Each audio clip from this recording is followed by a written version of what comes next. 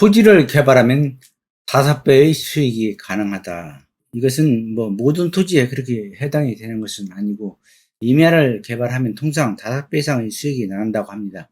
그리고 이제 전이나 답은 개발 부담금이 공시지가로 생각하면 30%니까 공시지가 정도가 개발 부담금이 나온다. 이렇게 생각하면 쉽습니다. 임야를 개발해서 전원주택을 개발하거나 이렇게 뭐 공장을 하거나 뭐 다른 용도로 이렇게 개발하는 경우가 많은데, 개발의 행위 허가 대상을 한번 살펴보기로 하고, 국토계획 및 이용에 관한 법률에 나와 있는데 이거 글씨가 작기 때문에 제가 이렇게 좀 크게 확대를 했습니다. 건축물의 건축법에 따른 건축물을 건축하는 경우나, 또 공작물의 설치나 토지 형질 변경이나 토석을 채취하는 경우나, 토지를 분할하는 경우나, 물건을 쌓아놓는 행위나, 이 경우는 건축 개발 행위 대상에 포함이 됩니다. 그래서 이 경우는 개발 행위 허가를 받아야 합니다. 그리고 이제 참고적으로 알아둘 만한 몇 가지를 한번 보도록 하겠습니다.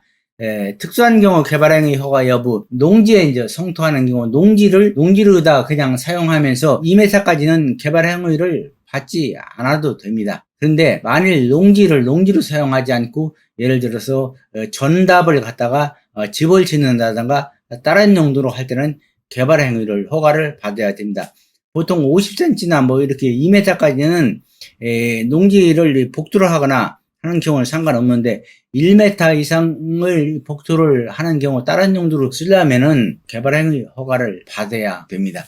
그리고 경작 행위가 아닐 때는 여기서 이제 2m 이상 개발 행위 허가를 받아야 된다고 하는데, 다른 용도로 사용할 때는 개발 행위를 허가를 받아야 되는데, 예를 들어서 논을 갖다가 농지로다 그대로 이제 전으로 이용할 때, 그런 때는 2m 이하인 경우는 개발 행위 허가를 받지 않아도 되는 상황으로 이렇게 해석이 됩니다.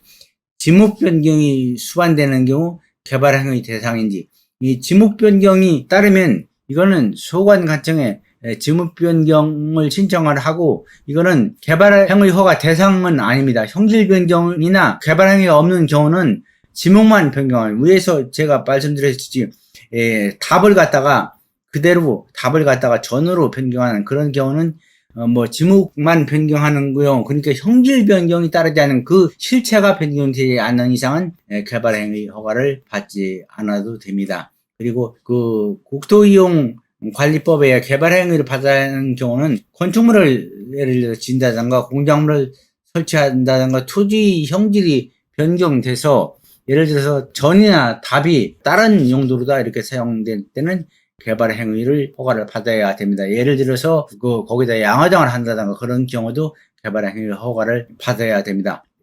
높이 50cm 이내 절토와 성토의 경우는 이거는 개발 행위 허가를 받지 않아도 됩니다. 위에서 말씀드렸듯이 그 형질이 변경되는 경우, 위에다 다른 어떠한 건축물이나 이런 것을 하는 경우에는 개발 행위 허가를 받아야 됩니다. 그리고 도시 지역의 녹지 지역 및 비도시 지역에서 지목 변경을 수발하는 경우는 개발 행위 허가를 받아야 됩니다. 그리고 건축물이든 대지 분할 시, 이거는 이제 개발 행위 특별한 경우를 대하는 대부분 이 경우는 개발 행위 허가를 받아야 됩니다. 그런데 이미 건축물이 있어가지고 거기서 이제 분할하는 경우는 그 대상이 아닙니다. 개발 행위 허가에서 이 건축물 여부와 이 건축물이 있는 대지와 분할 시는, 예를 들어서 대지에 건축물이 일부 있고 일부는 없는 경우, 여기서 이제 여기서 분할하는 경우는 개발 행위에서 제외가 됩니다. 그리고 도로 개설 등 5m의 토지 분할 시 개발 행위 허가 대상인지, 이 타법령의 허가를 받지 않은 경우 개발 행위를 받아야 됩니다. 이 경우도 도로 개설이나 등 이렇게 토지를 분할하는 경우는 개발 행위 허가를 받아야 됩니다. 폭 5m의 도로를 분할하는 방법, 기본은 폭 4m 그리고 2m 이상 접해야 이제 건축 허가가 나오는데, 이 경우는 건축허가 진입시 진입도로 5m 이하를 도로를 발행하여 건축 허가를 만일 득하였다면 이거는 개발 허가를 받은 것으로 이제 의제가 됩니다. 그러나 개발 행위를 안 받았다면은 이거는 건축 허가가 나지 않습니다. 그래서 개발 행위를 받아야, 건축 허가를 받은 경우는 이 개발 행위를 받은 것으로 이렇게 의제가 됩니다. 또 개발 허가 신청 시 소유권 및 사용권 인정 여부, 이것은 증빙서를 자기 토지라는 것을 증빙해야 되고, 아니면 다른 사람 토지일 때는 토지 사용 승낙서가 필요합니다. 또 지상권이 있을 때는 지상권자의 도움이 필요하고, 또 근저당이나 압류 등이 설정된 토지는 이 근저당이나 압류권자의 동의가 필요합니다.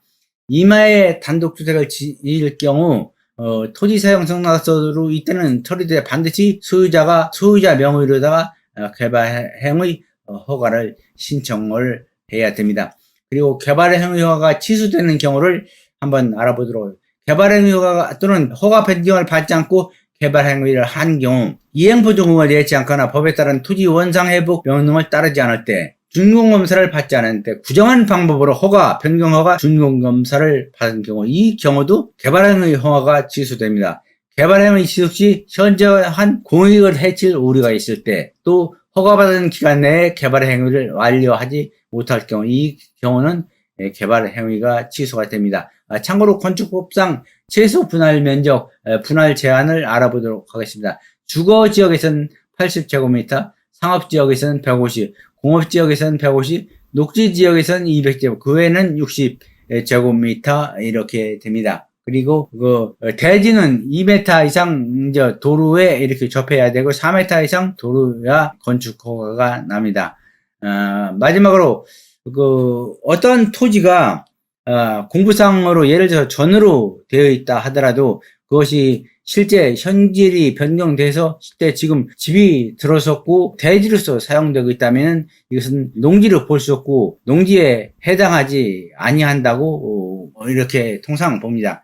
그렇다고 해서 이 농지 전용 대상이 되는 것도 아니고, 이 경우는 그냥 그 실체를 지금 이미 처음이 그런데 해당 관청에 허가를 받지 않고 하는 경우는 불법으로 전용한 것이고, 해당을 받고서 그러니까 개발행위 허가를 받고 진 경우라면은 그 경우는 이제 지목이 설령 농지고 전이나 답이라 하더라도 이미 집이 들어섰다면 이행지로, 그러니까 건축물의 준공검사를 받기 때문에 이행지로 되고 준공검사를 받으면 지목이 대지로 바뀌게 됩니다. 이상으로 오늘 강의를 마치도록 하겠습니다. 감사합니다.